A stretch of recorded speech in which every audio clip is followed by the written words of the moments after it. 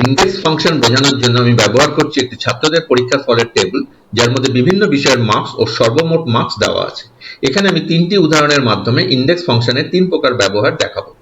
প্রথম উদাহরণে আমি একটি একমাত্রিক ডেটা রেঞ্জ থেকে কোনো সেলের মান বা ভ্যালু বার করব। এখানে আমি লিখছি is equal to index, bracket দিয়ে এরপর যে ডেটা রেঞ্জ থেকে ভ্যালু বার করা হবে তাকে সিলেক্ট করলাম, কমা, যে সেলের ভ্যালু বার করতে হবে সেই সেলের ক্রমিক সংখ্যা লিখলাম, ধরা যাক 3, এরপর ব্র্যাকেট শেষ করলাম। যেহেতু ডেটা রেঞ্জ একমাত্রিক তাই কলাম নাম্বার দেওয়ার প্রয়োজন নেই। ডেটা রেঞ্জের 3 নম্বর ঘরে মূর্তি আছে তাই এখানে মূর্তি দেখাচ্ছে। দ্বিতীয় উদাহরণে আমি একটি দ্বিমাত্রিক ডেটা রেঞ্জ থেকে ভ্যালু বার করব। এখানে লিখলাম is equal to index, bracket দিলাম, ডেটা রেঞ্জ সিলেক্ট করলাম, কমা, রো নাম্বার সিলেক্ট করলাম, ধরা যাক 5, কমা, কলাম নাম্বার লিখলাম, ধরা যাক 6, এরপর ব্র্যাকেট দিয়ে শেষ করলাম। ভ্যালু এলো 322, যেটি হলো ডেটা রেঞ্জের 5 নম্বর রো ও 6 নম্বর কলামের সংযোগস্থলের ভ্যালু। তৃতীয় উদাহরণে আমি দেখাবো যে শুধু একটি সেল এর ভ্যালুই নয়, একটি পুরো রো বা কলামের ভ্যালু ইন্ডেক্স ফাংশন দিয়ে বার করা যায়। ধরা যাক একটি ডেটা রেঞ্জে জাভেদের সমস্ত মার্কস আমি দেখতে চাই, অর্থাৎ পুরো রোটি যা জাভেদ দিয়ে শুরু হয়েছে তা তুলে আনতে হবে। এখানে পুরো রোতে 7টি সেল আছে, তাই প্রথমে 7টি সেলকে এক জায়গায় সিলেক্ট করা হলো।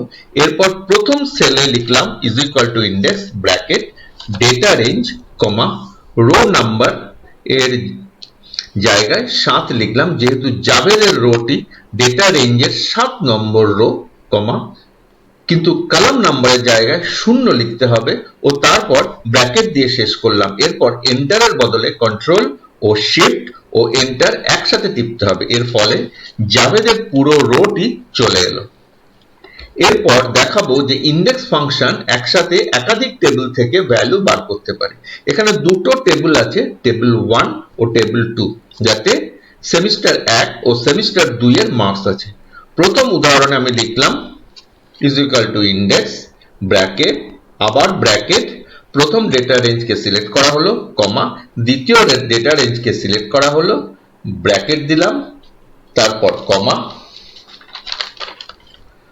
রো নাম্বার বসালাম, ধরা যাক 4, কমা, কলাম নাম্বার ধরা যাক 6, কমা, এরিয়া নাম্বারের জায়গায় বসালাম 1, ব্র্যাকেট দিয়ে শেষ করলাম। যেহেতু এরিয়া নাম্বার 1 বসানো হলো তাই প্রথম ডেটা টেবিলের রো নাম্বার 4 ও কলাম নাম্বার 6 এর সংযোগস্থলের ভ্যালু 256 দেখাচ্ছে।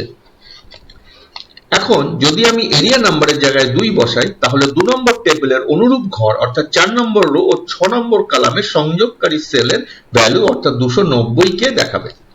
একইভাবে 2 নম্বর উদাহরণে পুরো রো এর ডেটা দেখানোর জন্য সমসংখ্যক অর্থাৎ 7টি সেলকে সিলেক্ট করলাম ও প্রথম ঘরে লিখলাম is equal to index, bracket, আবার ব্র্যাকেট, প্রথম ডেটা রেঞ্জ, কমা, দ্বিতীয় ডেটা রেঞ্জ, ব্র্যাকেট, কমা, রো নম্বরের জন্য 7, কমা, কলাম নম্বরের জন্য 0, কমা, এরিয়া নাম্বারের জন্য 1 বসিয়ে ব্র্যাকেট দিয়ে শেষ করলাম। এরপর কন্ট্রোল ও শিফট ও এন্টার টিপে শেষ করলাম। এর ফলে প্রথম টেবিলের 7 নম্বর রো এর মার্কস দেখা যাচ্ছে। এরপর এরিয়া নাম্বারের জায়গায় 2 বসিয়ে কন্ট্রোল ও শিফট ও এন্টার টিপলে 2 নম্বর টেবিলের 7 নম্বর রো অর্থাৎ ম্যাকের মার্কস দেখা যাবে। এই হলো ইন্ডেক্স ফাংশনের ব্যবহার।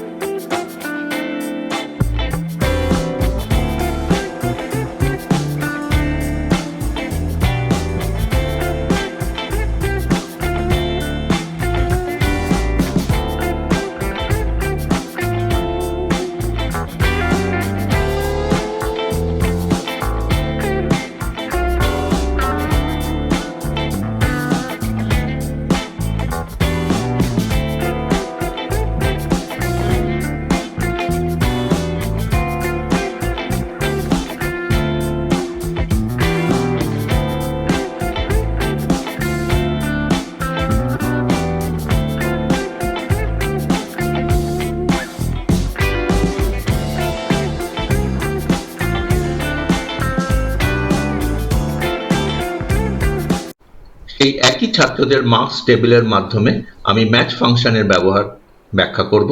এখানে 3 ধরনের ব্যবহার দেখানো হবে। প্রথম উদাহরণে সঠিক ম্যাচের ব্যবহার দেখানো হবে। লুকআপ ভ্যালুর ঘরে লিখলাম ধরা যাক টম, হলুদ সেলে লিখলাম is equal to match, bracket যে সেলে টমের নাম লেখা আছে সেটা সিলেক্ট করা হলো, কমা, ডেটা রেঞ্জ সিলেক্ট করা হলো, কমা, সঠিক ম্যাচের জন্য 0 বসানো হলো, ব্র্যাকেট দিয়ে শেষ করা হলো। ভ্যালু দেখা যাচ্ছে 2, যেহেতু টম নামটি সিলেক্টেড ডেটা রেঞ্জের দ্বিতীয় ঘরে আছে তাই 2 দেখাচ্ছে।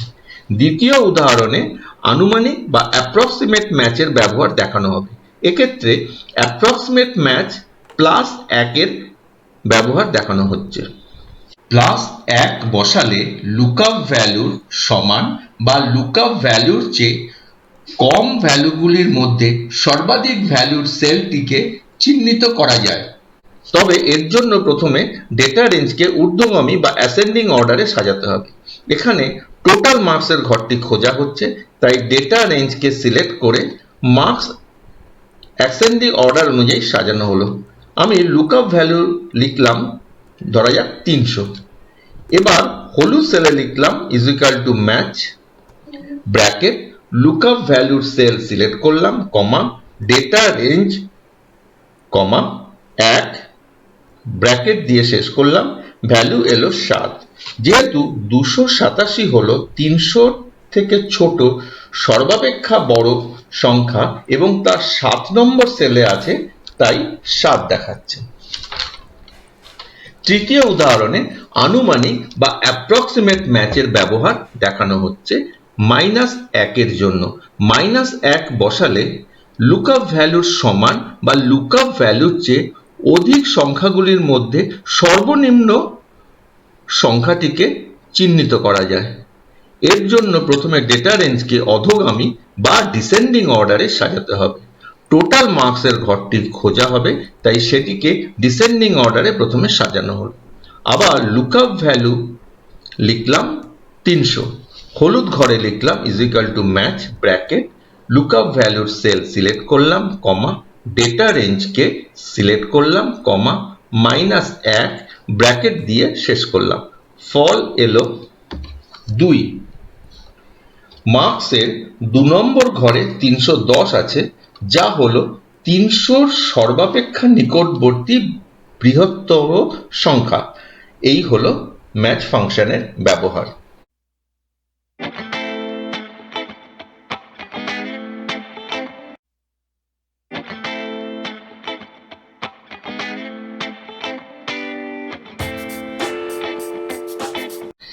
ইন্ডেক্স ও ম্যাচ ফাংশন একত্রে ব্যবহার করে একটি ডেটা রেঞ্জ থেকে যে কোনো ঘরের ভ্যালু বার করা যায়।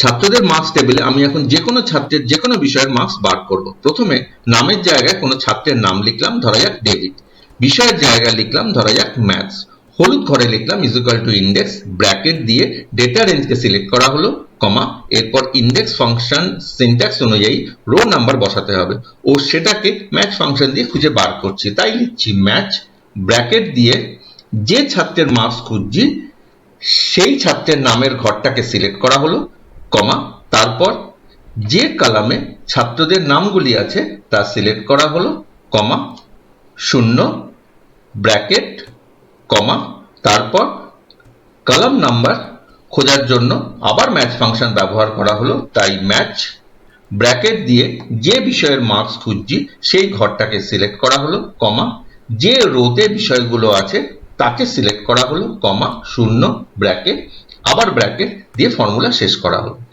ফল এলো 80, যেটি টেবিলের সাথে মেলে।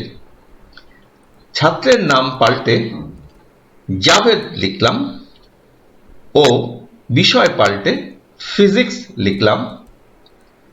ফল এলো 40, যেটি টেবিলের সাথে মিলে যাচ্ছে।